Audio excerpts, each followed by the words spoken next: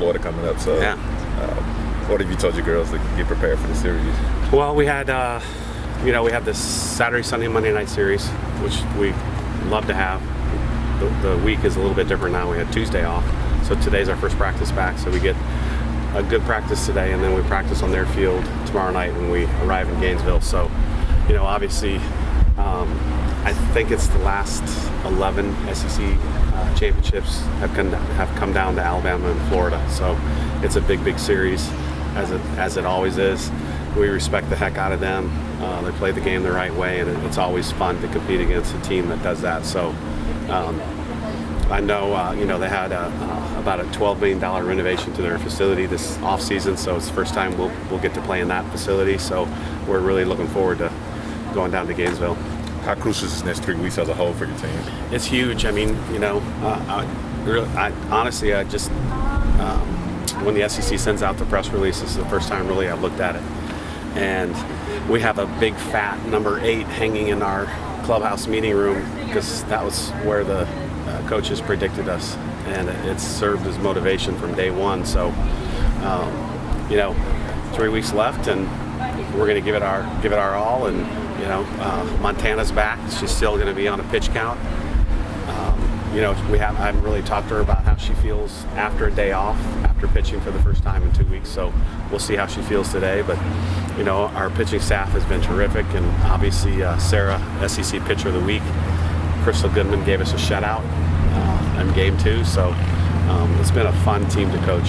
I know you say you always projected 8th in the preseason. We talked to KB. You talked about the chemistry. Just how you tell me how you think about the chemistry. Well, I think with the 4 seniors, it starts with them, because when you have 4 strong-willed people that aren't afraid to hold other people accountable, and I think in today's climate or atmosphere or whatever you want to call it, it's very difficult for a young person to hold somebody else accountable. It's hard, period. And you don't want to hurt feelings and all the things that go into it. But Reagan has been one of the best we've ever had during doing that. And I've always said that it only takes one good leader. Leaders are like eagles.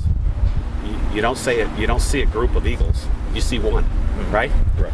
And that's the case with her. So there's 19 ladies on the team, and we have a really, really good leader in her. But then the other side of that is we have a bunch of really good followers. And that's probably the biggest compliment, because you can't have 19 leaders. You need some followers. And the freshmen and the sophomores have completely bought in, and that's probably been the biggest difference. What is the energy level like right now after the huge sweep of Georgia going into this series? Can you talk about that a little bit? Well, when we went inside, we have a big lineup card and a small lineup card that I keep in my pocket, and usually the big one goes to like the big MVP, and then the second one goes to maybe the 1B MVP, and it was just everybody was thrilled for Montana. Mary Schroeder came through time and time again.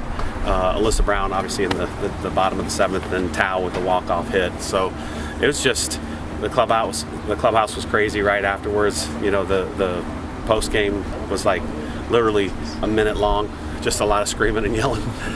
Really didn't have to say much. So I think they're very excited about what can be done, and the best is yet to come. Definitely. So what do you say to your team to bottle up that emotion, energy, move it into Florida? Just keep going, and we're not going to change a lot. We still have some things to work on. Our execution can be better. Our bunting game was not very good at all against Georgia. We still need to score some more runners in our scoring position, which is easier said than done. It takes a strong-willed kid to get a 2-out RBI, and we're still looking for that. Definitely. We talked about it a minute ago. We're scheduling this weekend in Florida. Yeah. You said your team to get them in the mindset of playing 2-1 Friday. Well, I got to say thanks to Coach Walton, because we almost emailed each other at the exact same time, because when you play on Easter weekend, the 2 schools have to agree, doubleheader, single, because neither one of us wanted to play on Easter Sunday. I just don't think it's appropriate. So we have to get a letter from the president, the faculty athletic rep, and the AD from both schools, send it to the SEC, and then that's finally when it was okayed. So, I think both of us would rather play Friday, Saturday, period. So, but the end result of that is, like you said, it's a doubleheader and then a single. So, we've got a big pitching staff. He's got a big pitching staff. So it's going to be exciting.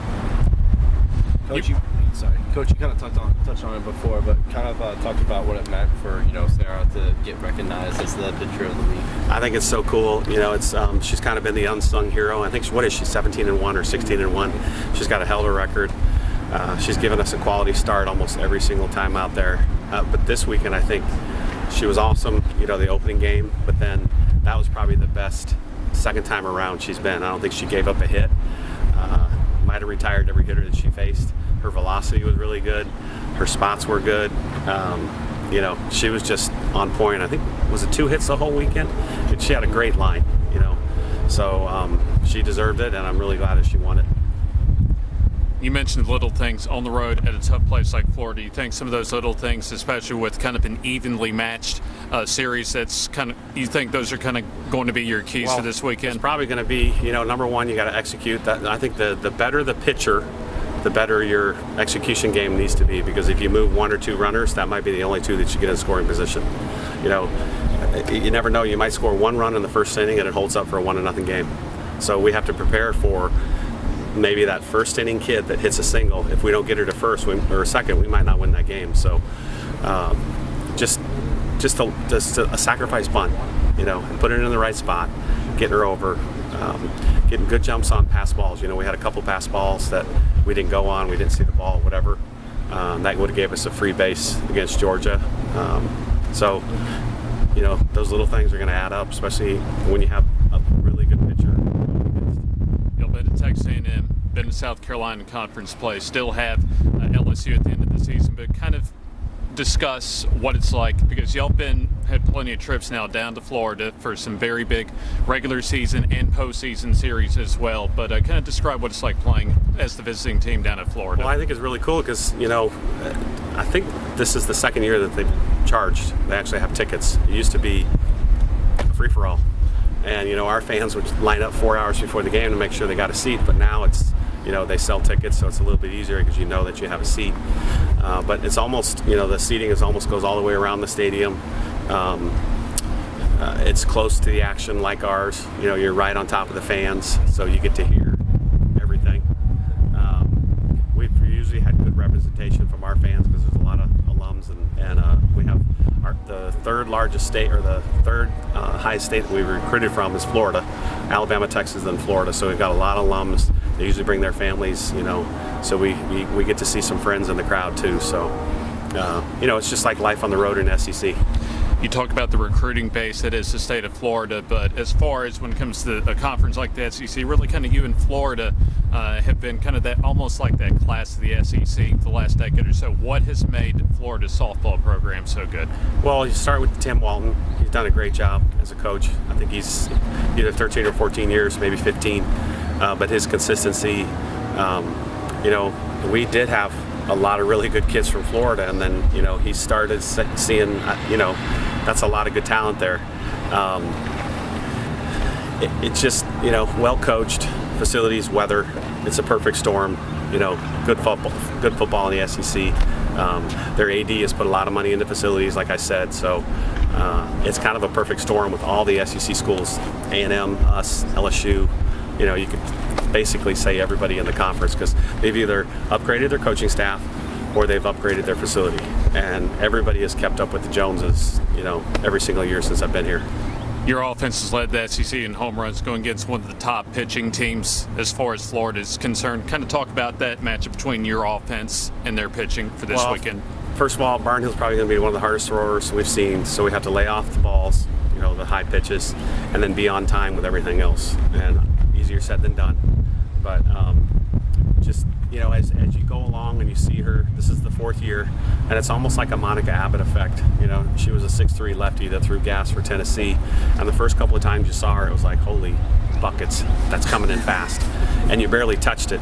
But then after that, it became a little more, easily hit, and the same thing with Barnhill. First year, it was like, oh my gosh, we barely saw the rise ball, before we even thought of swinging, it was in the catcher's glove. So, and hopefully we won't look like we've seen her for the first time, but obviously she's one of the best pitchers in the country. She's been the player of the year. in NCAA softball. I've been the pitcher of the year of the SEC, so it's a big task. Then obviously on the flip side, bring Montana and Sarah down to Florida for the first time.